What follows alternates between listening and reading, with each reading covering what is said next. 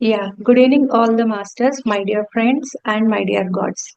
Before commencing the session, I would like to say great pranamas to our Guruji Rangnath sir, to our Grandmaster Maharshi Patriji sir, and to our great Grandmaster Mahavatar Babaji sir.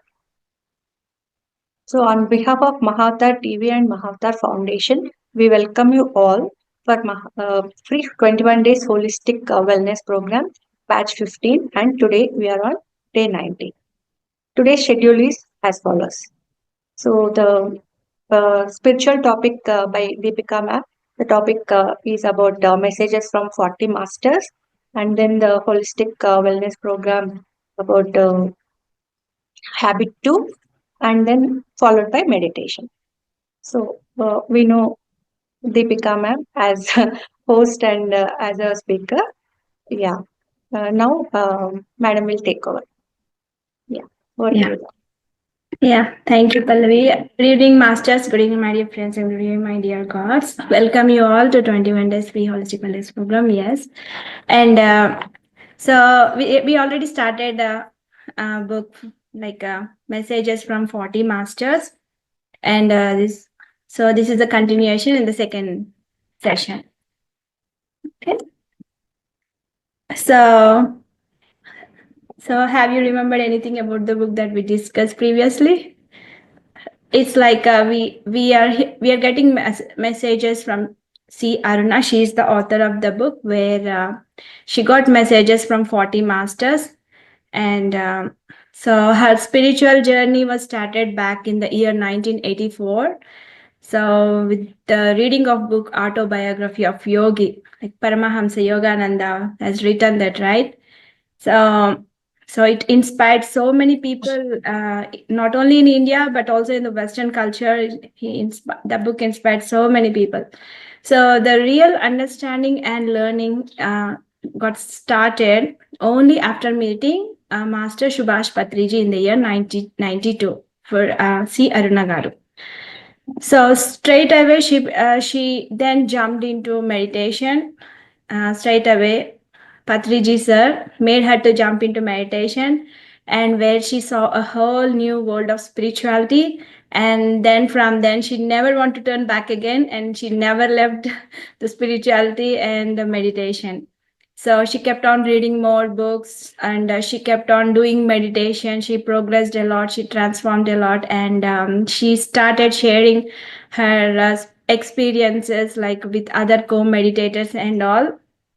So all these things, when she was discussing with her husband, then he proposed her to write a, a book. Like, so she started auto writing, and then that's how the book we got the messages from that book. And Subhash Patriji sir, when he heard about that, he titled that messages from 40 masters. That's how we so that's about a small introduction about that book and the authors, C. Arunagar. And so she received messages from 40 remarkable uh, personages through auto writing. So we learned about Adi Shankara, Ravana, Hiranyakashipu, and Vibhishana, like in the previous session. And now we will see what the messages they gave, like from other masters also. So totally we have 40. I'm not sure we'll cover all the 40, but let's try to cover all the 40 because we have limited time, right? So, and now I want to talk about Janaka Maharaju. You all know Janaka Maharaju. You all, whenever you hear Janaka Maharaju, we get Mata Sita in as an image, right? So he's the father of Mata Sita and Urmila Devi. So even though Janaka Maharaju, he's not a biological father for Sita, but Sita is his beloved daughter, like the first daughter, and the Urmila Devi is second. So Sita Devi got married to Rama, and Urmila Devi got married to Lakshmana. So let's see like what kind of messages we heard from him. Um, so Janaka Maharaju, he's the king of Vaideha who ruled Mithilara, right? Mithila Rajyam. So related to Ramayana, thousands of years ago. So he married Sunanya, Sunayana. So he's the father of Sita Devi and Urmila Devi, as we taught.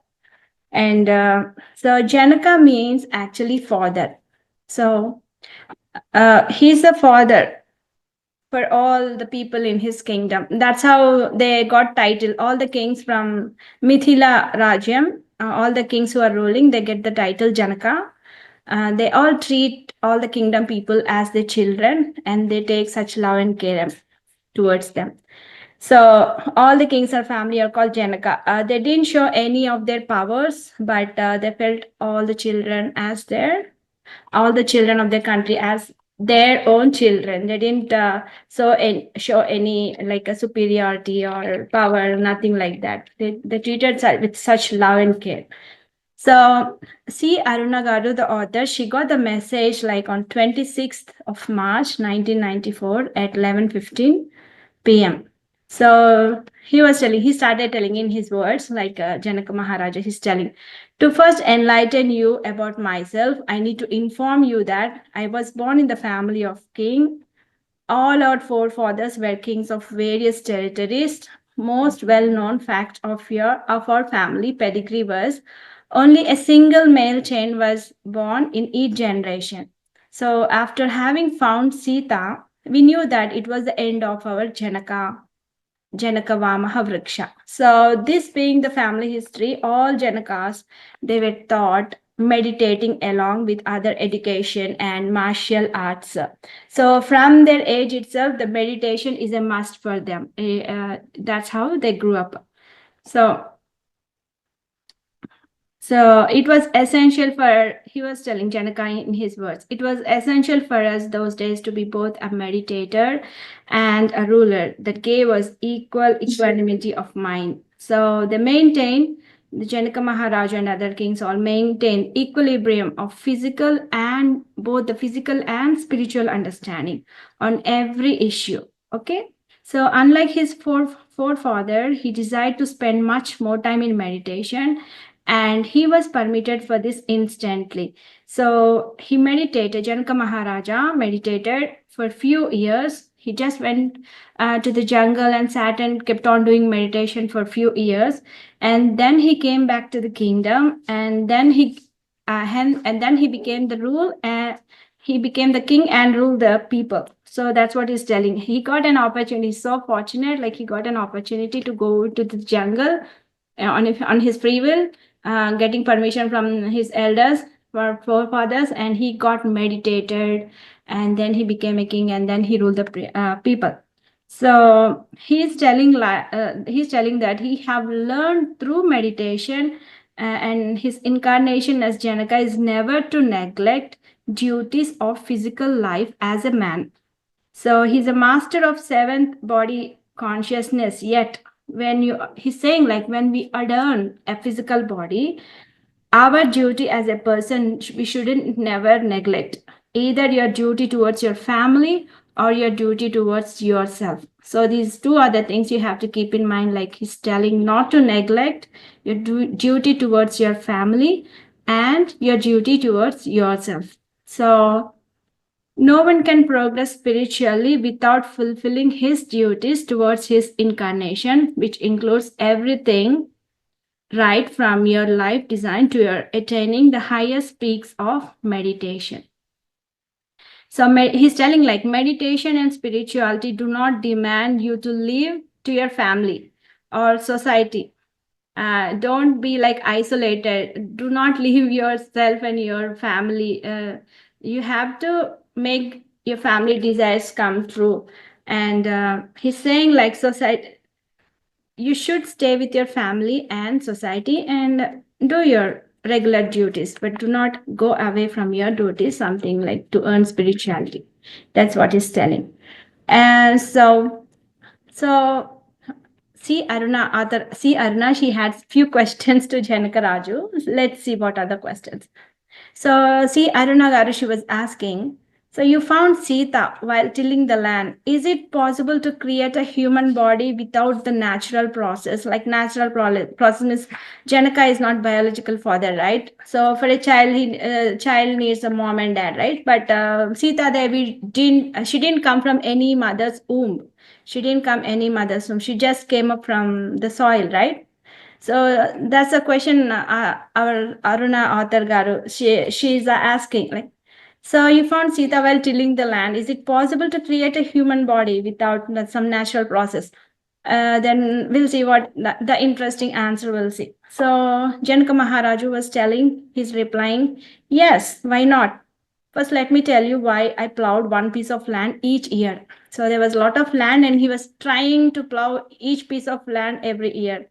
So it was his intention was to find Sita, who is coming into his life. He knew it because he's a good meditator, right? And he knew it.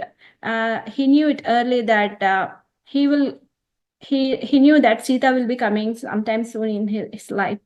So he's telling, like, I knew very early only, and secondly, I wanted to share the hard work of a farmer at least once. See how loving and caring he is like towards his kingdom. He's telling, like, I know that Sita will come, so I'm trying to tilling the land, and the other reason is like I want to help my farmers also, so that in that way they get some help from me from tilling the land. So every year he started doing that, and Sita was, and he's very great. He's telling, like, Sita was a very great master, and she is having the natural capacity to make minute elements of the body and knew how to merge these human or physical elements back into any form. So Sita Devi is also a good master. So Janaka is telling, like, so Sita is capable to do such kind, and so she attained a form.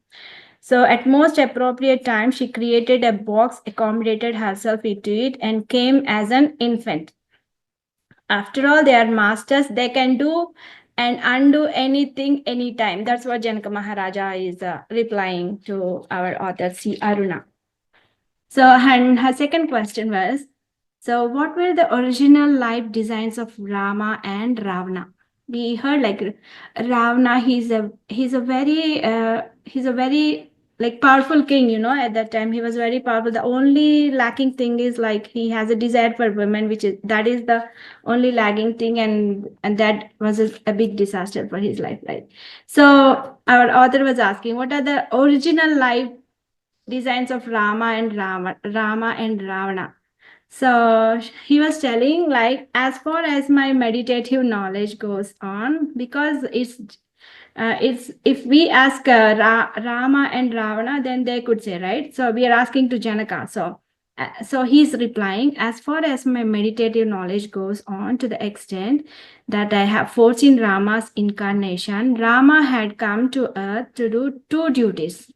So what is that? So the one is showing to the masters in general that he was very normal child of a king who wanted to obedient and beautiful to his parents. Following that, he also is the master of very high level who had to protect the existing meditators. So in task of maintaining peace and tranquility on earth. So Rama has, so these are the duties he was telling, like showing to the masters in general that he was a normal child, and yet he was very obedient and beautiful to his parents.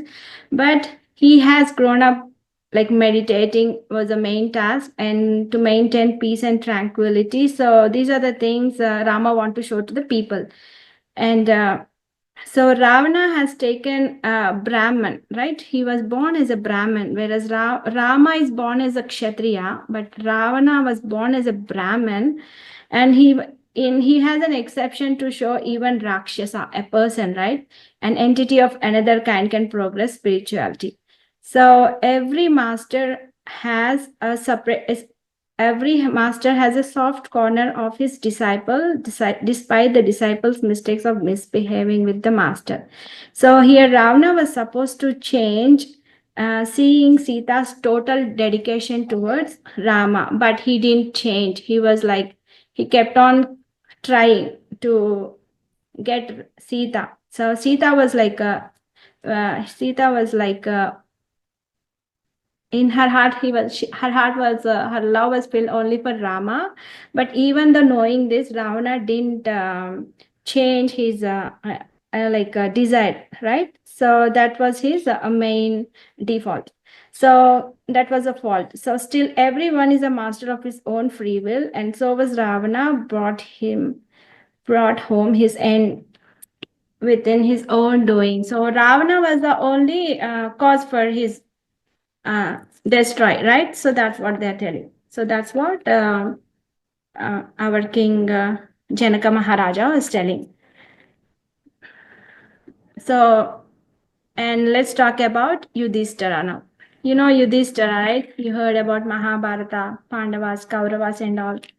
So our author, C. Aruna, she got the message about Yudhishthira in the 29th March 1994 at 9:25 p.m. So Yudhishthira is the eldest son of Pandava brothers. So we also know he's also known as Dharmaraja because he's lot with Dharma. So whatever whatever situation, whatever trouble he faces, also he makes sure like he follows Dharma. So Dharma means righteous, doing righteous things. So he's also called as righteous king or king of Dharma. He's son of Kunti and Panduraju, but he is the son of Kunti. Kunti Devi is having a boon, from Dharmaraja getting a boon. He becomes Yudhishthira is born from son of Kunti, right? So he's a prince for Kuru Rajya. So Yudhishthira. So let's learn what kind of message he gave. So when she was meditating and through auto writing, she got the message from Yudhishthira, one of our great master. He's telling us, yes, I'm more popular or relatively well known through name Dharmaraja, and every society and culture set up or frame certain fundamental rules and regulations for peaceful cycling of society and its inhabitants. I was a man of the society while my brothers were powerful muscle men or meditators. So the one common point we are looking is they are all good meditators, right? Even from so many, these are from thousands of years ago, but they're still, they're good. They are well meditators. So that's how they gain so much of knowledge. That's why they were they were able to control their mind, emotions, and all. They were living in dharma and all. So he was telling I choose to live well within the framework that society leaders has established, being very careful not to deviate from my life's design. He's saying he constantly lived under a perpetual tense state of mind. See, that's how he was able to stay in dharma. And so he's telling my only weakness was gambling. Even that field, I choose to go on the same line of dharma, be it my defect or victory. So he's having the weakness of gambling. That's how he lose that all, right? So any man can, he's telling any man can evolve staying wherever he's born and brought up, despite the worst hardship mind you life neither speaks of meditation nor of reading books, but only of continuously binding oneself with the existing framework of society and culture. So that's how that's the importance he gave for society and culture. He's telling no matter where you are born, no matter whom you are, if you are stick with the existing framework of society and culture, you surely attain a state of mind. That's what he's telling. So he's telling I did meditate, but only after the Kurukshetra war. That is all about my life and my deeds. So all masters are very good in meditating. So and the next question, she had a question to Master Aruna. She had a question to Yudhishthira. So we'll see what's the question. She was asking, what were your activities during 13 years of exile? And what was the role of Krishna during that time? Interesting question, right? So, and we'll see what he answered. So Yudhishthira was answering activities were primarily involved So there are a lot of activities that primarily involved gathering various astral records of the cover of family and finding solid grounds to attack them.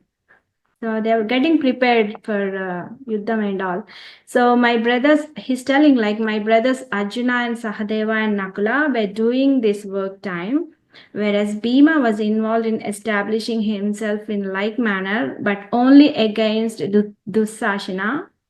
And he's telling like Krishna and Yudhishthira were involved in finding the pros and cons of attacking in different ways for the enemies.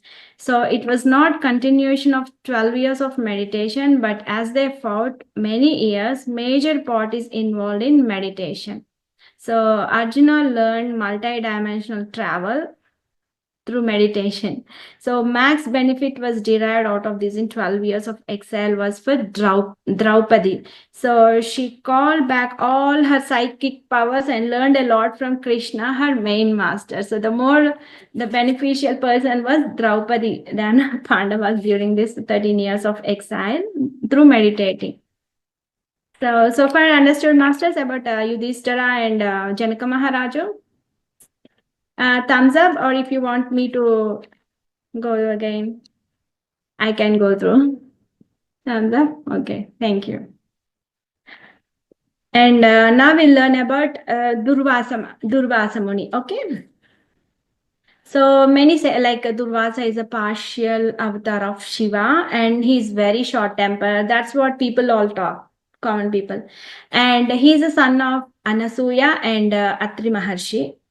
And so he has both cursed and booned gifts, gifted boon. So let's learn little about him. So our master, C. Aruna, she got a message on 6th of April 1994 at 3:40 p.m. in the form of auto writing through meditation. So what Durvasana is saying, like Durvasa Maharshi is telling like, my personal life has no message for you. That sounds like he don't want to talk to you. No, it's not like that. So he's telling like, my only message is that I'm just a famous Muni for anger and short temper. He's telling what is in people's mind. So he's telling like he's a famous Muni for anger and short temper. He's telling like, I have attained what a Buddha has attained, and yet people hardly know me as I am, for no one has asked this question to date. And until and unless if somebody asks only, he will be able to reveal what kind of person he was. So that's what he's telling. So from here, I tell you that my life was attained to help sages and kings who were themselves meditators in perfecting their respective tasks. So, although well advanced in meditation, the kings and sages were less advanced in pursuit of enlightenment. And they made silly mistakes. That's the reason he used to get anger on them. So that's what he's telling. So it was and has always been the reason for anger at them. So that's what Durvasa Maharshi was telling. So he was also telling like, I was always successful in getting the most beneficial return of my anger. Somehow people who were writing my history of my age at that time were always absent, and when I was calmly teaching my kings and sages, but always present at times of my anger. That's the reason there was a record like he's having anger and short temper. So that's what he's telling. So he's telling like, do not label me ruthless, for I am not ruthless master. I am a normal master with family and emotions, having wife and children. So he's telling like, I am both Jesus and Buddha, as peaceful as Jesus and Buddha. Because he's telling the reason here, because I was not portrayed talking about love. Do not think I do not know anything about love. He's telling, I have a family and I have a wife and children, and I do have emotions. And so how can you tell like I don't have a love, right? So he's telling like, my disciples are all my notes of love. So my adventure in spiritual life were my teachings of nirvana, to my disciples, sages and kings. Yes, he's saying like, yes, I have not termed nirvana as it is a Buddhist word, right? So yet I helped many of my people attain it. So he's also telling like the time of Jesus was different, in a time of chaotic atmosphere and shattered valueless cultural time. Jesus taught to love people. They were common people, actually. And Buddha had a large community of same kind, right? Much better people than our Durvasa Maharshi. So he was telling like Buddha has much better people community, so who were much more enlightened than the disciples at time of Jesus, and his teaching to enlightened masters was enlightenment. So he decided to create enlightened masters, and my teachings were more attained towards basic peaceful living. So taking life as a challenge and living in every challenge peacefully. That's what he's messaging. And he's telling like, if you or anyone can do it, then that is the only love towards life. That is the only way of attaining nirvana and enlightenment and living life in its complete form. So this is what he taught to people of his time, that this is what I want you all to do, attain whatever a Jesus, a Buddha, or whatever name master has attained. So Durvasa Muni is telling, I confidently say that you will achieve it because I see such a conductive atmosphere around you people. That is in short my technique of enlightenment, dear masters. Good luck in your pursuit. So see, all masters are encouraging us to learn more, and yeah, you're doing good. Continue. So meditation, reading more books, sharing experiences, as all that's the main content. What all our masters are telling: nirvana sthiti and enlightenment and all. So this is the message we got from Durvasa Maharshi. Okay, masters, got it? Okay, so let's move to next master. Thank you. Jamadagni. So Jamadagni. So he's one of the Sapta Rishis. So one of the Sapta Rishis. He's the son of sage Rishika and Satyavati. So let's see his history little, so that you'll know who is. We all know Janaka Maharaja, we all know Sita Rama, all, but some maybe we'll learn more about Jamadagni. Okay. So what happened is Satyavati is a daughter of King's Ghadi's daughter. So Satyavati requested her husband to energize food to have a son. So she want to have a son, and those days like they have lots of power, right? People those days they have lots of power, so that they can energize the food and take it as a prasada and have children, right? So this like Satyavati, a wife of Jamada, like Satyavati was requested her husband to energize food to have a son. So Satyavati was asking Rishika. Rishika is Jamadagni's father. So before he was born, Satyavati was requesting to energize food to have a son. So and Satyavati parents also, like Satyavati's father is a king and they have only one girl, and that is Satyavati, and they don't have any other prince to rule for the next generation. So Satyavati was also asking, please give that energized food even to my mom, so that they can have a boy, and the boy can rule in future, the prince can rule in the future. So then Rishika, father of Jamadagni, yeah, he says, okay, I can do that. And he prepares rice boiled and milk, a kind of pudding, like a kheer, payasam, you can say, or pudding, you can say, right? So that one, and divides that prasadam into two portions, one for Satyavati, energized, since Rishika and Satyavati, Rishika is a Brahmin, they will have a Brahmin baby, right? So they energize with Brahmana mantra, Whereas Satyavati's mother, they are like on Kshatriya side. They want a boy to rule their kingdom, so they want a Kshatriya. So that portion was energized with Kshatriya mantra. So to become, so that the boy can become an aggressive warrior. That's what the Kshatriya need to be, right? So but here what happened, Satyavati mom, she was like very greedy, and she is very tempted, and she wants the portion that uh, Satyavati's mother and Satyavati's mother, she want the portion of Satyavati's food. She was thinking like that food, that her portion was so much energized, and she's so greedy, and she want that, and she asked Satyavati.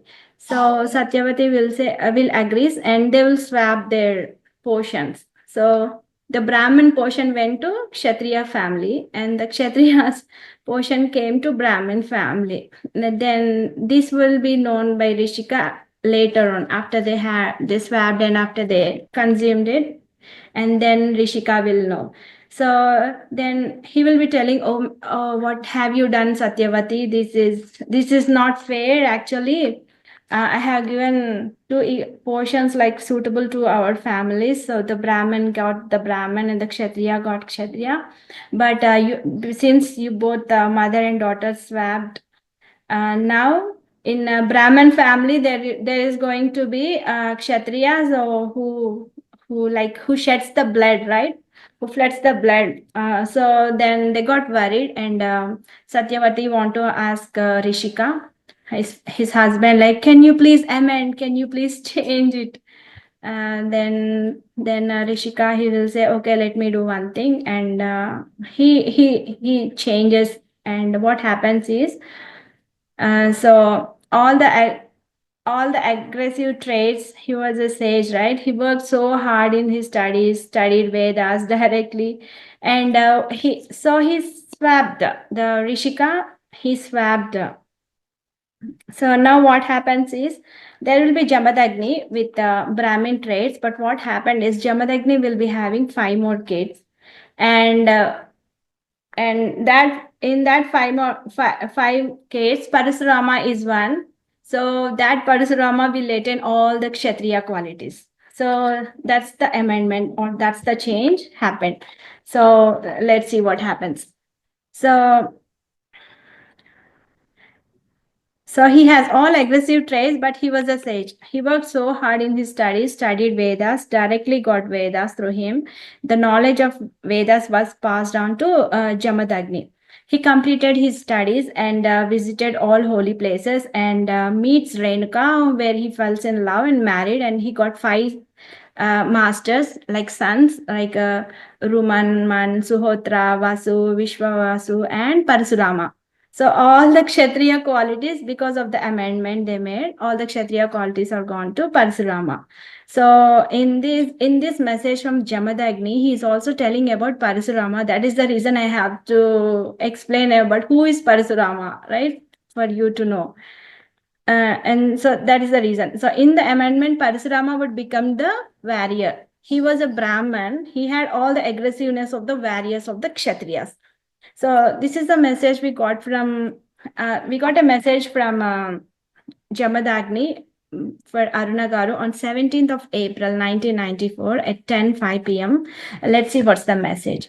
The message is like, I have obtained this name after my persistent practice of ruthlessness. So Jamadagni is very famous for ruthlessness. He uses so many times the word ruthlessness here. So he's a perfect ruthless master. So every master has to be ruthless, then only he will attain whatever he wishes for. That's a message from him. And he says like, not being rude is such a wonderful feeling. Whatever a person may think of it, it gives immense confidence. So you can empathically prove or say clearly your views or ideas about any kind of aspect. That is the message he's giving. And he's telling like his life is an example. So he have brought up son's worthiness with one such stroke. So his love for his mother and brothers and his total dedication to his master his master is his father, right? So his master come father. Not only this, he wanted Parsuram to be a very confident and independent person, which he was not previously. So, but this incident changed a lot of his mental attitude and gave him a new understanding of life. So until then, he was obsessed with thoughts of peace, nothing else. But he learned that peace does not exist without war after asking of his mother and brothers. So the Parasurama, he asked mother and brothers, and after that he realized that. Until then, he was obsessed with thoughts and peace, nothing else. But he learned that peace doesn't exist without war after asking of his mother and brothers. So for any learning to occur or happen, one has to let all the possibilities happen. That's the message. So, for we are here to learn things that we have not learned previously. So that's why we have incarnation, right? So we didn't learn it previously. That's why we got another life to learn them. That's what he's telling. So even today, he's practicing ruthlessly as much as required. As he was said earlier, he's a perfect ruthless master. So it is core of his teaching that he emphasized a lot because it is the basis of advancing in the spiritual path, and this is true essence. So a Jesus or Buddha or other master would not what they are had not practiced ruthlessness. So because of uh, being ruthlessness, you can grow spiritually. That's the message he's giving. So and what he's telling is spiritual master can survive with ruthlessness because it can help in his wild, crazy world, acts like an armor to you against the stupid people around you. So, unless ruthlessness, you are no master at all, whatever level of meditation or enlightenment you attain. And he's telling good night. So, it is already night. So, it's telling good night. So, he's telling like he's also encouraging Master Aruna, like, please continue your spiritual pursuit in the same manner for success in your code. I can say this looking at you, spirit of work and meditation long time with asking masters and taking their messages. This is the most wonderful spiritual activity that you have involved yourself. And he's telling best of luck for your master and your group. So that is the message we got from Jamadagni. And we have messages from Valmiki, Rama, Sita, Ravana, and Ramana Maharshi and Yama also, Parvati, Shiva, so many. I had so many messages from masters, but okay, let me give in short. I'll not tell about the history and all. I'll just tell what message they directly give. Okay. So you know Valmiki, right? So Valmiki, like when he was a child, he got lost from his home and he was stuck in jungle, and the hunter gets them, and they take care of him, and in that hunter family he is grown up, the Valmiki, and he get married to the hunter family girl. And when he was trying to loot Narada, Narada Maharshi is such a great master. But in movies they show like he's like a culprit, but no, Narada Maharshi is such a great master. Whoever wants to find truth by nature's law, he helps them a lot. Even he helped the Dhruva when he was 5 years old, he went out from home to meditate and all. He showed he let Dhruva know like how Vishnu looks, what kind of things you need to do to meditate, how to meditate and all, way to meditate and all. So he's such a great master. He'll help all. So he also helped Valmiki. So Valmiki, when he became a thief, he became a robber to survive his family and all. He became a robber, and one time he was trying to loot Narada. So Narada just asked a question. So you are doing this many kind of sins and all. So will your family share all your sins? Then Valmiki gets a question in mind, and he goes to his family and he puts the same question to his family, and he will ask his family like, okay, I'm doing sins for you all, to survive you all. So do you share all these sins from me, your portion?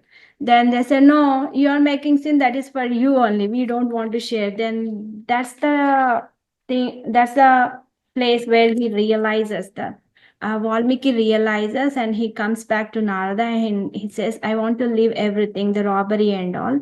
Please guide me how to grow spiritually, and how to, and what makes me good and all. And then so Narada says like, go and sit to meditate. Then he'll give some instructions and ask him to meditate. And Valmiki Maharshi, actually his name is, I think, Ratnakar.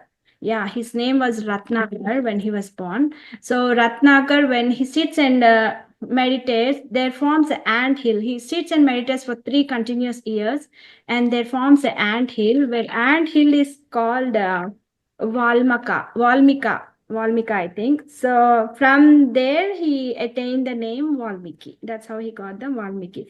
So on 20th April 1994 at 3:15 p.m., he gave a message like, so I'll tell the direct message now.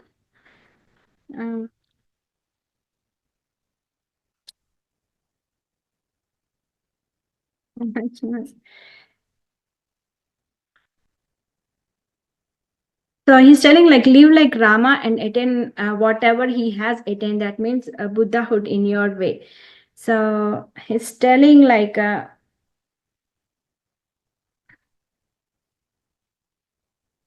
so Rama was first of all considered to allow Sita to go to forest, despite knowing that golden deer was a magical invention.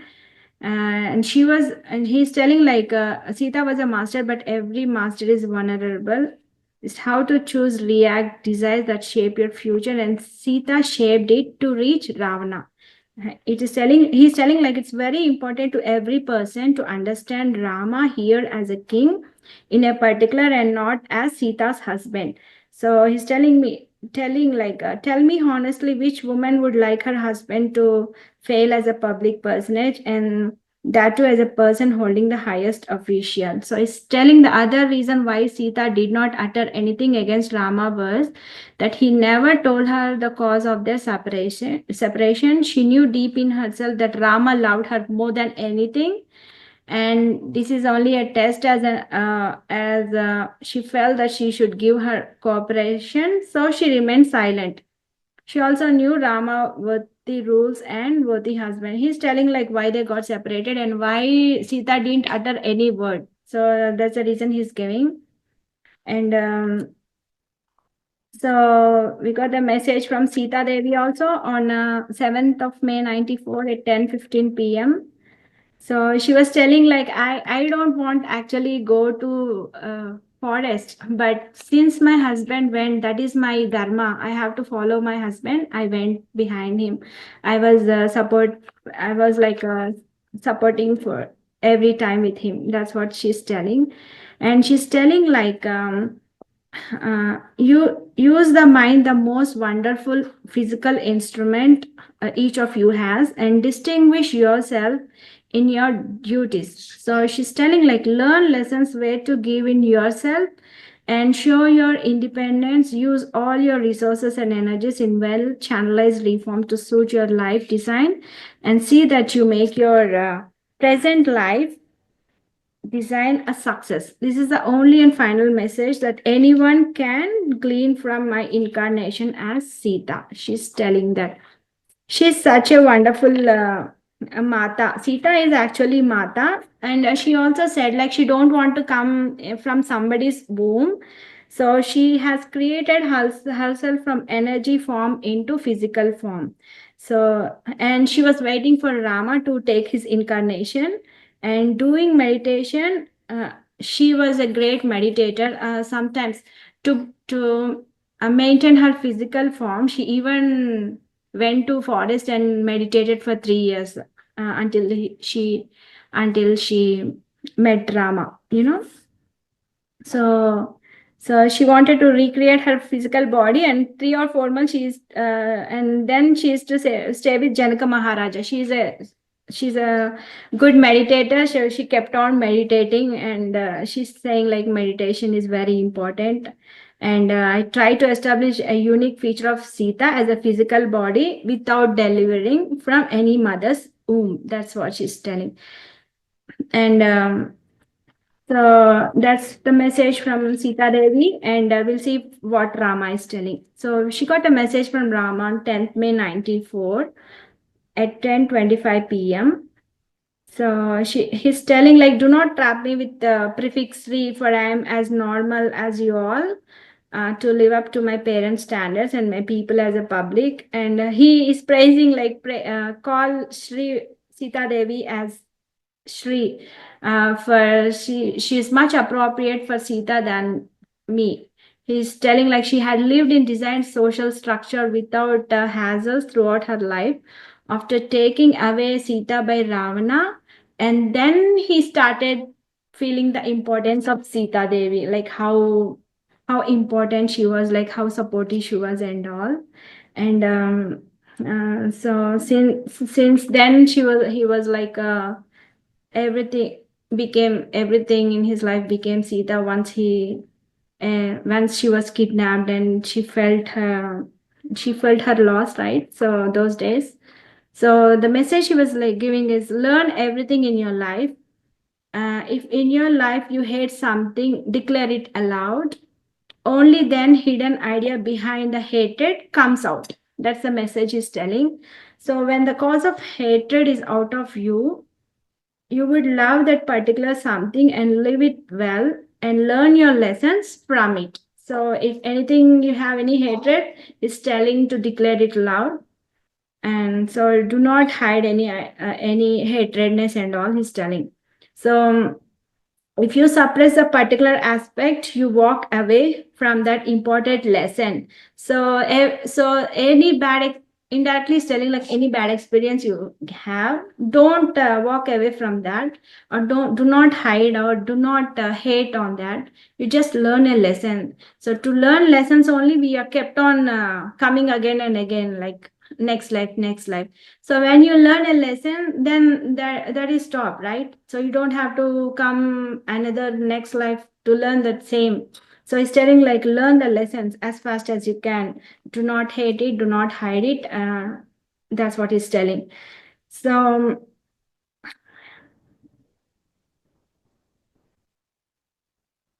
and he's telling like focus on meditation, and do not meditate when you are cooking or when you are in front of boss or your face. Do one thing at one time only and focus it. That's what he's telling. He's telling, I mean, you should not meditate when you're in a group discussing other worlds, or when you're cooking like that. So we are earthlings, have various roles to perform this society. So he's telling focus on your thing. Take one aspect one time and do it properly. So you have to live in present and understand the fun and sorrow of it first. For you are the only people in the whole world. You are imbibing and participating well in your life design and simultaneously enjoying the nectar of spiritualism. That's the message he's giving. So long live you and your master in this pursuit. He's encouraging. So even Rama is telling like live in the present and understand the fun and sorrow of it first. So live in the present. That's the message it's giving. And Ramana Maharshi, you all know. So Ramana Maharshi Garu. So the message is getting from Ramana Maharshi Garu was on 17th May 94. And so we'll see what kind of message he gave. So he's telling, Ramana Maharshi Garu is telling like, as long as you're striving for lazy, you shall born again and again. So don't be lazy.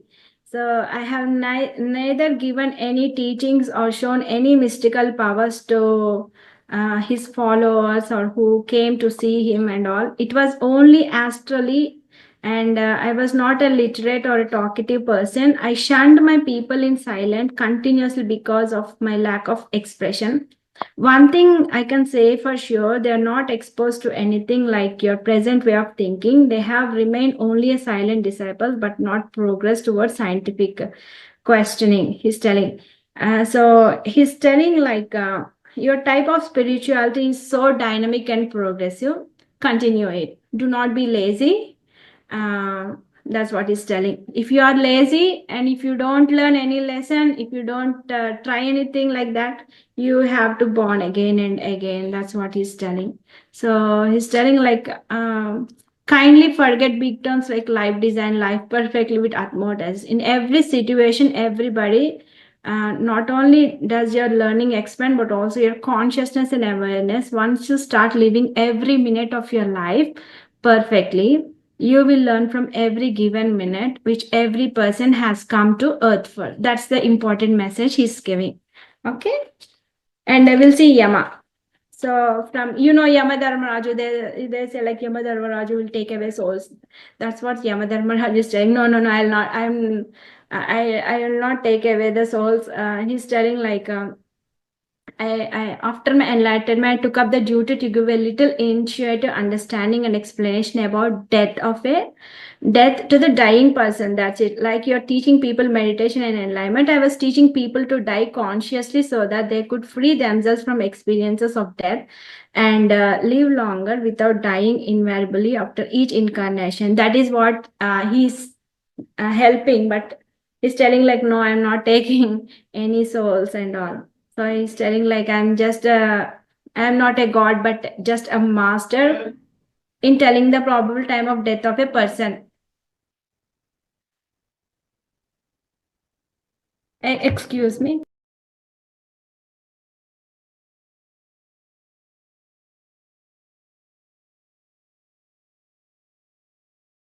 Yeah, thank you. Sorry. So that's what Yama is telling.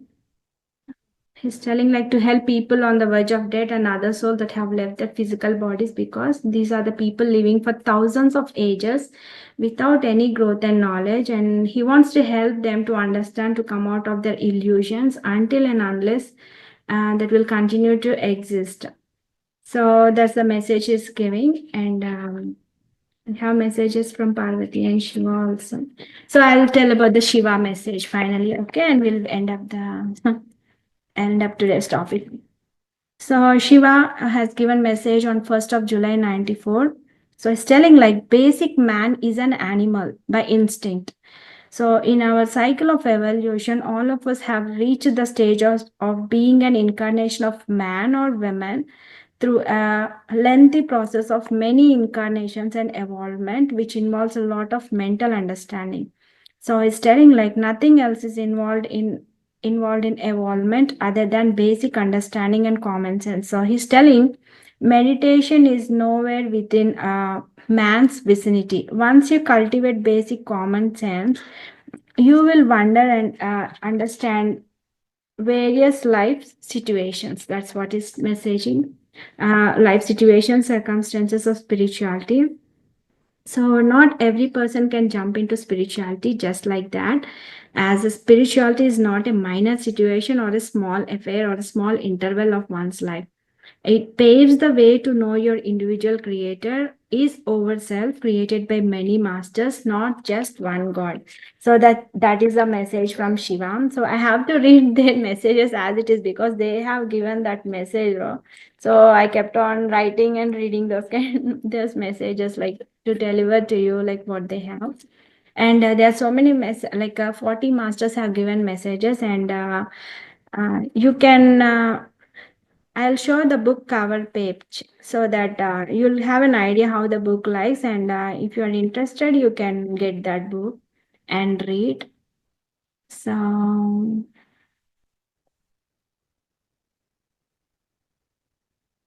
this is the messages from 40 masters. See Aruna. Can see, right?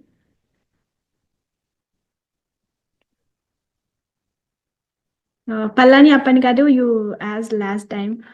So messages from 40 masters. Okay. So that's I ended masters. Okay.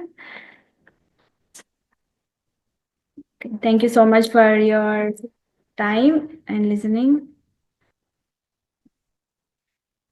And if you have any questions, you can come. or share any experiences like you have learned. See, we are having New Year, so you can make a resolution out of this masters, whatever you like, you can make a resolution and follow that, right? So if you have any questions or you want to share any experience, come forward. Yeah, Vedavati garu, unmute yourself. Good evening, everybody. Good evening, Diksha. See, this Okay. is quite interesting. Hello? Hello, can you Yeah, hear me? Vedavati garu, please. Yeah. Yeah. I can This hear is you. quite interesting. Interesting.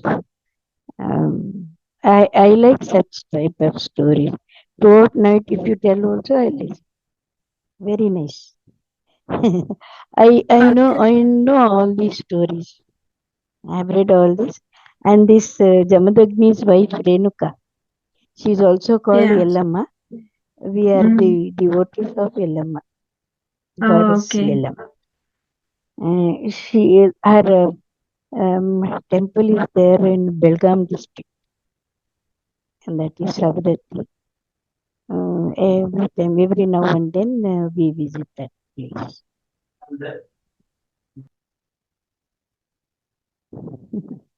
Thank you, Vedavati garu. Yeah. Welcome. Yeah, nice messages actually. Like through meditation, she got Aruna garu, and through auto writing, she was able to get the message, and she wrote a book, and so that now we are able to read and understand those. I want to share one small, what do you call experience, today's experience. Shall I tell? Okay. I'll take Yeah, 1 minute only.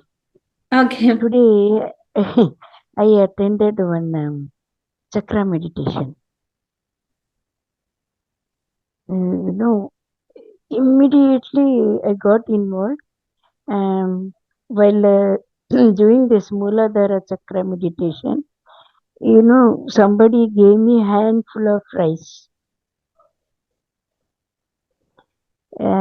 Not in my hand. I offered a plate. They put in that plate one full handful like this. Then Swadhisthana, I didn't experience anything. Manipuraka, somebody gave me a bowl of water.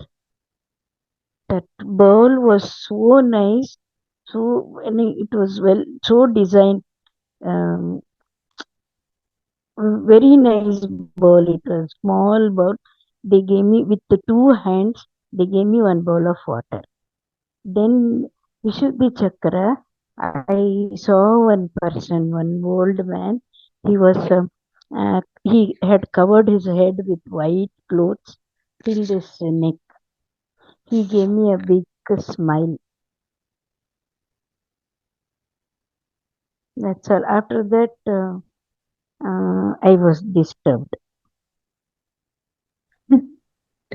Okay, I think I had a great experience, and you felt happy with that, right? I was very happy. I wanted to share, but I didn't get a chance to talk. Time was very less. Okay. Yeah, maybe tomorrow you can try. No, Yeah. that's all. Thank you I so much, keep it like Vedavati garu. Yeah, good very. I experience. was You're progressing, very right? happy today. Mm, maybe that is Sai Baba only with white Yeah. clothes Swadhisthana on his is head. related to water only. You got the right one. Oh, Swadhisthana chakra not is related to water Swadhisthana, element here. but Yeah. Swadhisthana.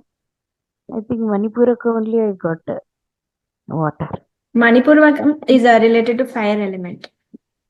But water maybe that Swadhisthana. Yeah, you got the correct one. Yeah. And Thank you that for first sharing, one, Vedavati. Mooladhara, rice I You got, got no? some rice. Yeah, you told rice. Mm. Raw rice, not cooked one. Okay. Yeah. Good experience. You felt happy, right? So I keep on really was very meditating and happy. you learn. Yeah. Thank you so much, Vedavati garu. Thank you. Thank you. Yeah.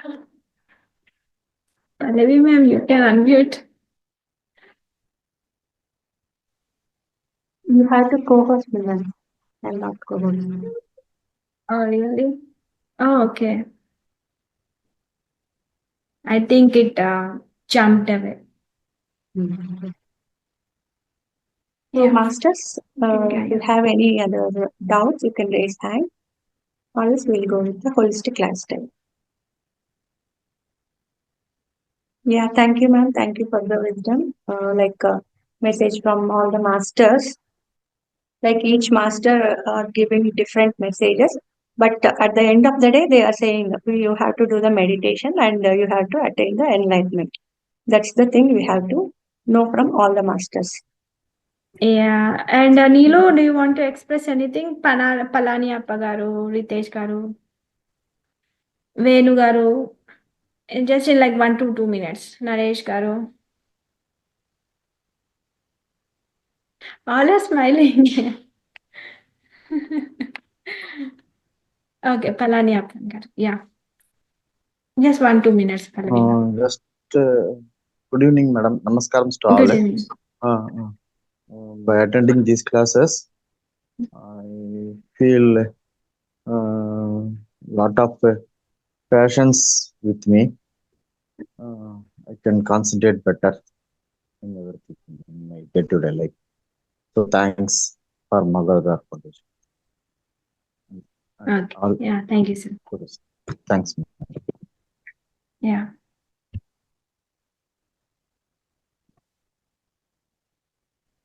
Yeah, thank you, masters.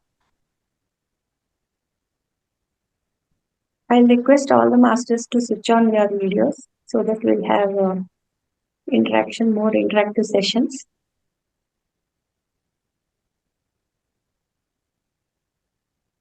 Yeah, we'll go with the holistic lifestyle, ma'am. Okay.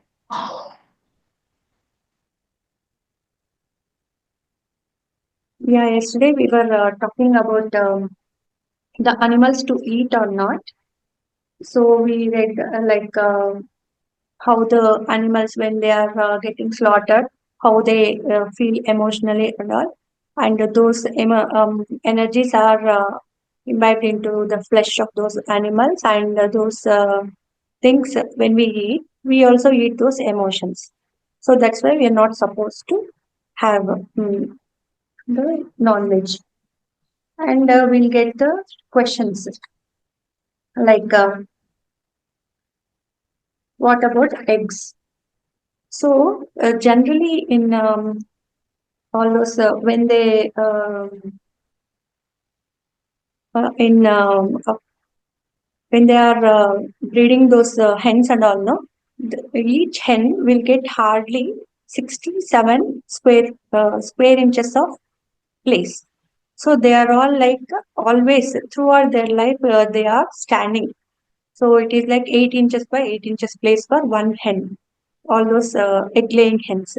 So they're all kept in one boxes and they don't have place to sit or move around or do anything. So imagine yourself when you have to have that such type of life throughout your life. So no place to sit, no place to move.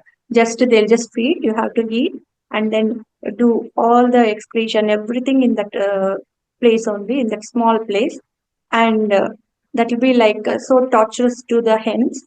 So when they have that type of mindset, that again goes into the eggs. So when you have those eggs, you again will have to imbibe those negative energies that will affect your physical, mental, and spiritual life. Okay, we should not be eating eggs as well. And we'll get some questions like, I want to stop eating meat. Should I quit at all once or gradually reduce my intake? So, if you want to stop eating meat, you have to, there are different approaches. Like, first one will be immediate cut off approach. So, setting goal to give up meat only for the next 21 days to begin with. So, 21 days, why means 21 days will give you, it is the time period to set up a new habit. So, that 21 days will gradually, you can increase to mandala 40 days, and then throughout your life you can do it. Gradually you have to cut off your meat intake, and then gradual approach. So these two are the approaches you can imbibe in your lifestyle. Like if you are eating 4 times a week, you can reduce to twice a week, and then once a week, and then like span of 15 days a week, like that, monthly once, like that. Gradually, you can reduce your meat intake. And the second question is considering a meat-free diet. But when I tell my parents or partner about it, they just don't understand or support this choice. How can I handle this situation without causing tension in our relationship? So, what you have to do is, they are giving some suggestions. You have to communicate openly with them. So, you can communicate directly. Like, I just want to follow sattvic food, I don't want to have meat and all. You can explain to them, and you can have open communication. And then second approach is like find common ground when it comes to food cooked at home. So when you prepare meat-based curries, at that time you can prepare another version of that curry, substituting the meat with vegetable pulses or grains. So when you are having meat, the main substitutes are like you can go to mushroom or cauliflower or something like that, which are similar to the curries. That type of approach you can do it. And third approach is like when eating out, find plant-based restaurants in advance. So before going there itself, when you see the menu, you should have all plant-based food. Paneer again, it should be from desi cow, which is not fed with all chemicals and all. So those that milk dairy products will be discussing in tomorrow's session. Yeah, like and most importantly, don't force them to change. So in your family, if you force them directly, don't eat. So you will may have the conflicts between your relationship. So gradual approach. First, you be the model, and then they'll follow. Okay, you should be when you are alone. Don't feel alone. I can't eat veg curries. I don't want to prepare two to three types of food, something like that. So you should be like, so I can do it. I will be the role model for my family. And after having plant-based food for some days, you will see your anger comes down, your patience level increases. All those will be shown up in your personality, and your family will also try to follow you. Okay. And one more question is like, every time I try to make a change to my diet, I find myself falling back into old habits after a few days or weeks. What can I do? So further, what approaches they are suggesting is like educate yourself with documentaries. So when you see more such documentaries, you will get motivated by it. So when you want to do exercise, you see more of exercises videos, right? So when you want to grow spiritually, we'll see more spiritual videos. Like that, when you want to change to vegetarianism, you just see all those type of documentaries and facts, so that it will you'll get motivated with those videos. And one more approach is like be kind to yourself if you fall back into old habits. Don't be harsh on yourself. If you are falling back to your old habits, just console yourself. Okay, I'll try from next time. And don't make that as your habit. Just be patient with your habit and try to, whenever you go back, just start afresh and do the work until you achieve. We always have the saying, right? Try and try and try until you succeed. Okay. And with this, I want to conclude like every time we choose to consume a meal that is plant based, we are not just nurturing ourselves, we are making a powerful statement about our relationship with the world. Okay, it's a loving message to our bodies, a caring whisper to the animal kingdom, and heartfelt pledge to Mother Earth as well. So with this, all the slaughtering and all, we have learned like the global warming is also rising up with this meat and all this meat waste and all.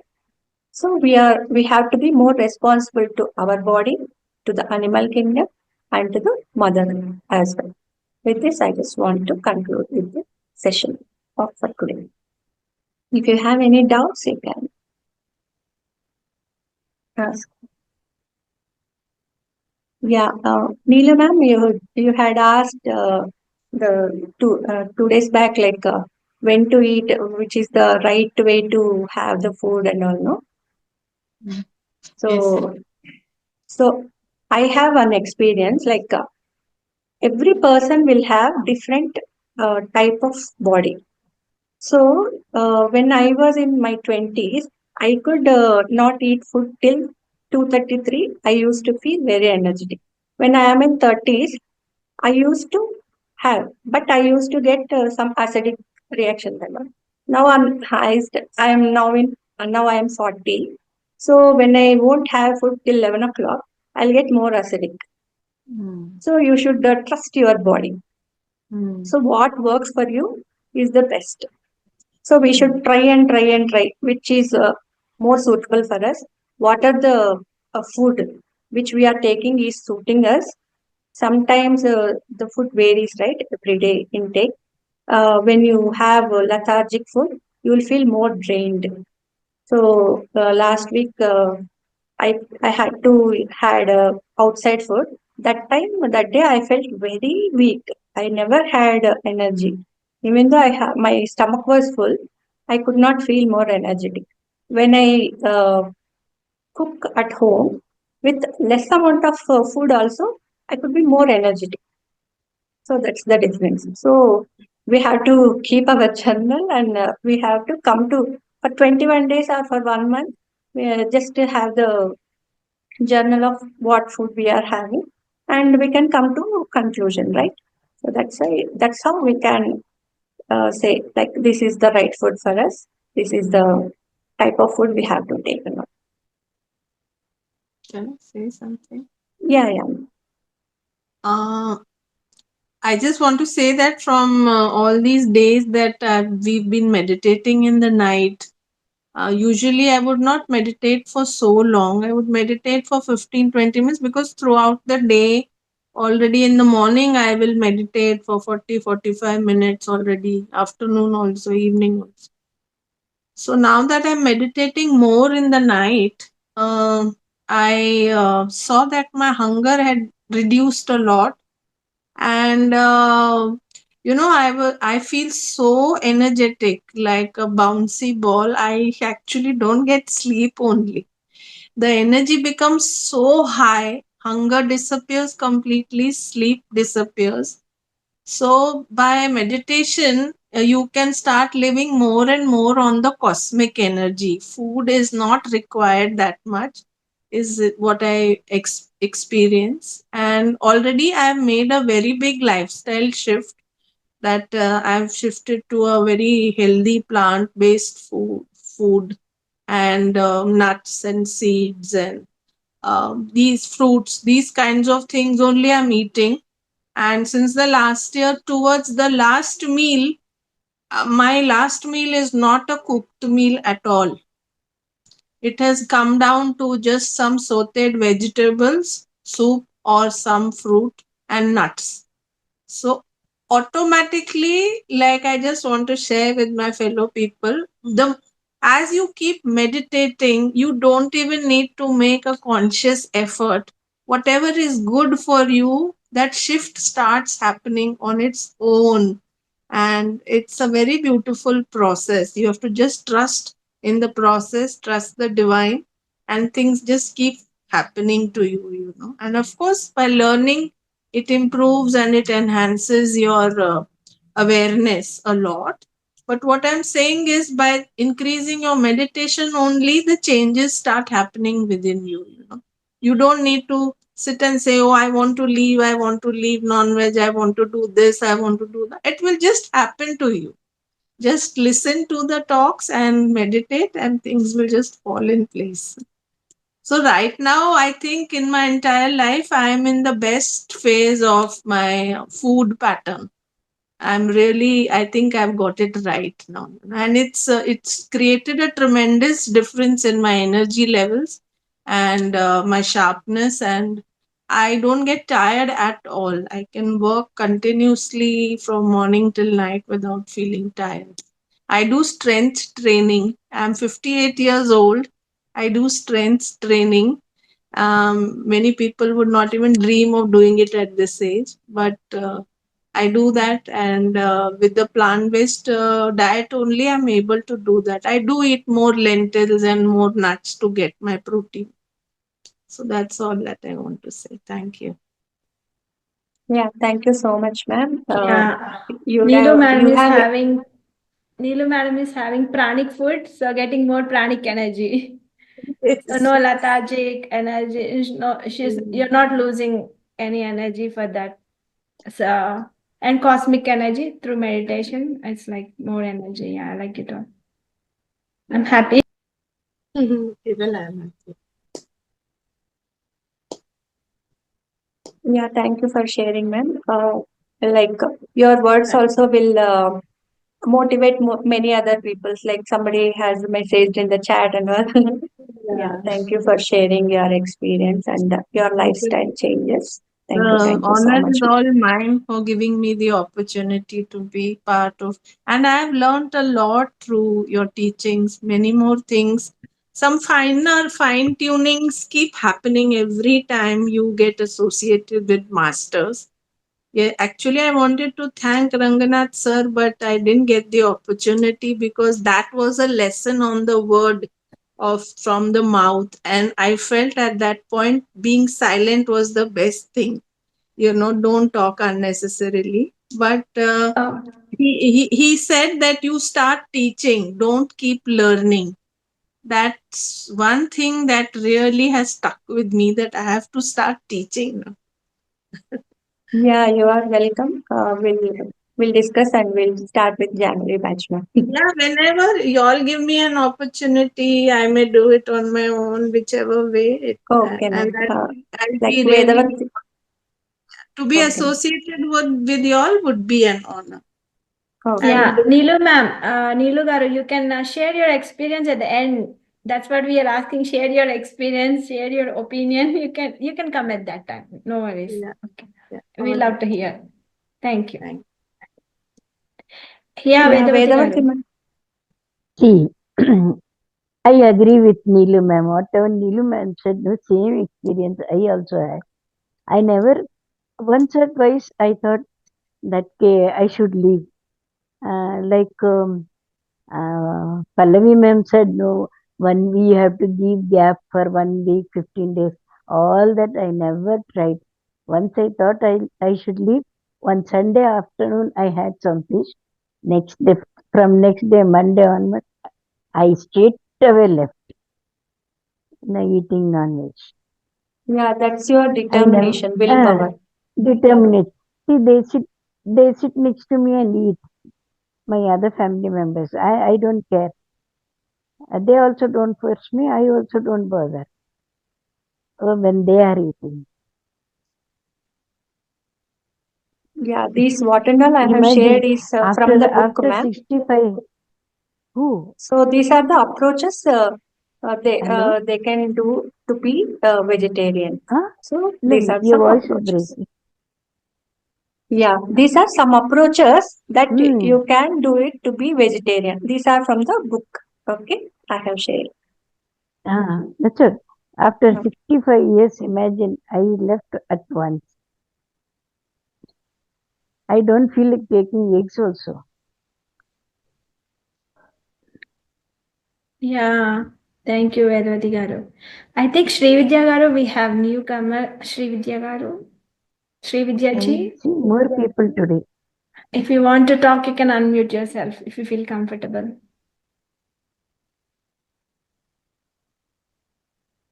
Ten 20. Okay, ma'am. Pallavi ma'am, we shall start meditation. Yeah, we'll start with the meditation. Just 1 minute. I drink water.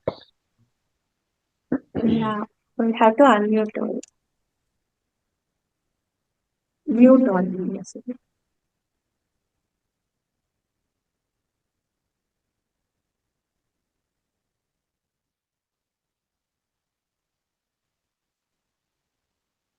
Okay. Masters, we'll start with the meditation. We are doing Mahavatar meditation. Ana means in taking in breath. Apana means Trivijaman, you want to speak?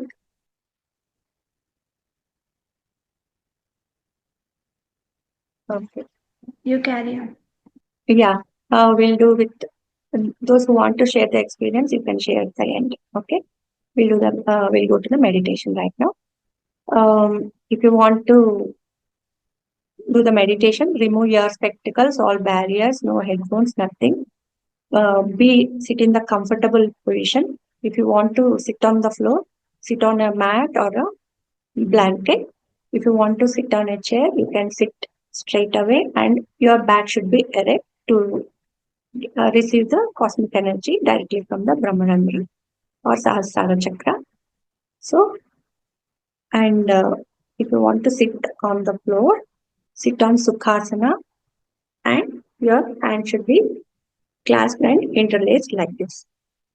Okay, and if you want to sit on a chair, again your hand should be clasped like this and put it on the thighs and keep your legs one above the other like this. Should be all your energy should be within yourself. It should not let go out. Okay. We are doing Anapanasati meditation, which is 2005 years old meditation. Ana means taking in breath. Pana means taking out breath. Sati means observing your breath. Okay. So close your eyes. Just observe your breath. No japa, no mantra, no chanting, no puraka, no kumbhaka, and no rejika. Now we'll play the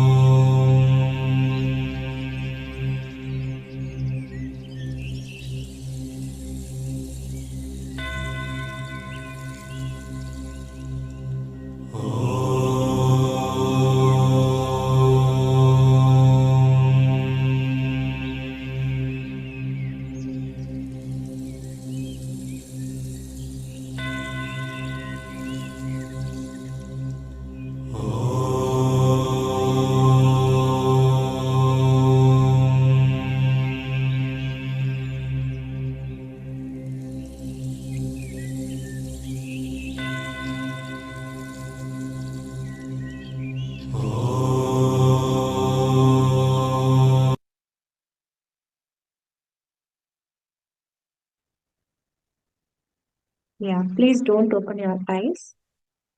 Keep your palms on your eyes for 5 more seconds.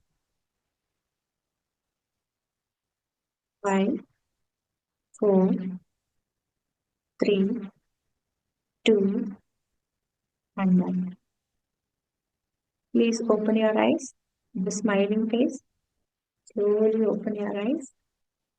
Take out your palms from your eyes.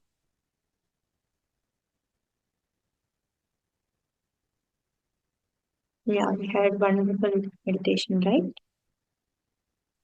Masters, please switch on your videos.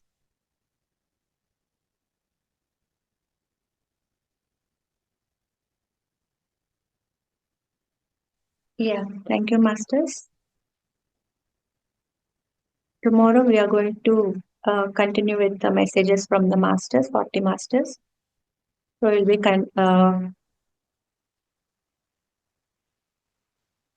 yeah, and we'll be tomorrow is the last day, and day after tomorrow, Saturday will be again the entertainment program. So anyone wants to share your experiences, you can raise your hands.